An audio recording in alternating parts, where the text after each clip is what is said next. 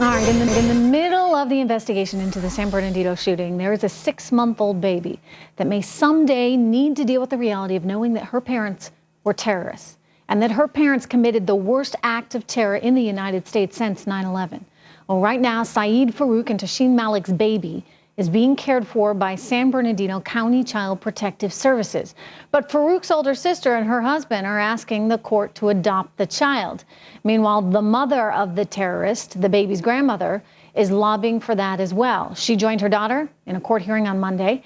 The next hearing is set for January, with the baby being placed in foster care until then. The big question here is, who should gain custody of the child? Gina Loudon, psychology and behavioral expert, joins me right now with some more thoughts on this. Gina, if you're looking at this from the court's perspective, they're looking at what is best for this baby, the 6-month-old little girl. From a behavioral psychology standpoint, given your background, what do you think is best?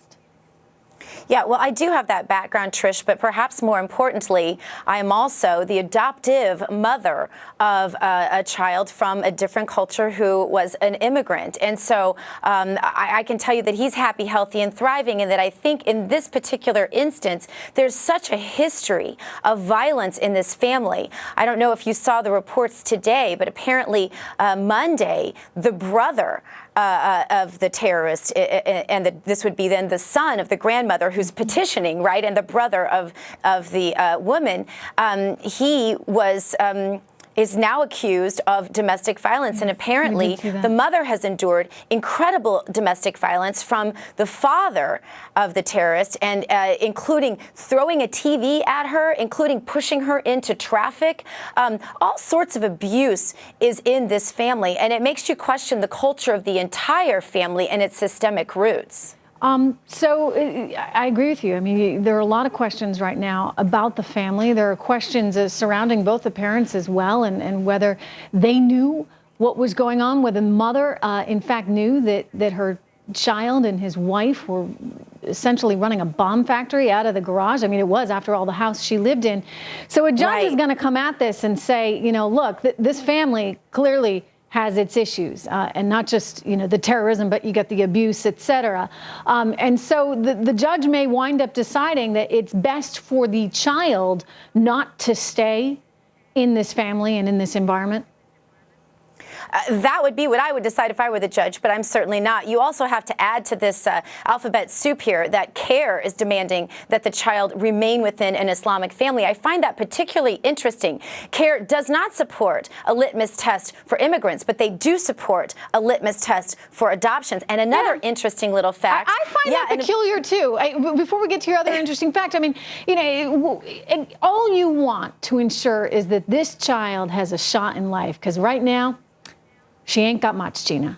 She's got two parents. Not much. A history of terror. It's kind of scary. 14 people, wounded 21 others, are terrorists. She's got a family with a history of domestic violence. So if I'm the judge, I'm looking at this, and I want her to be in a home where she's got a shot in life.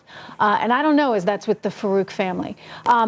CARE, however, you know, insisting that she be with a Muslim family. What does that matter in this scheme of things?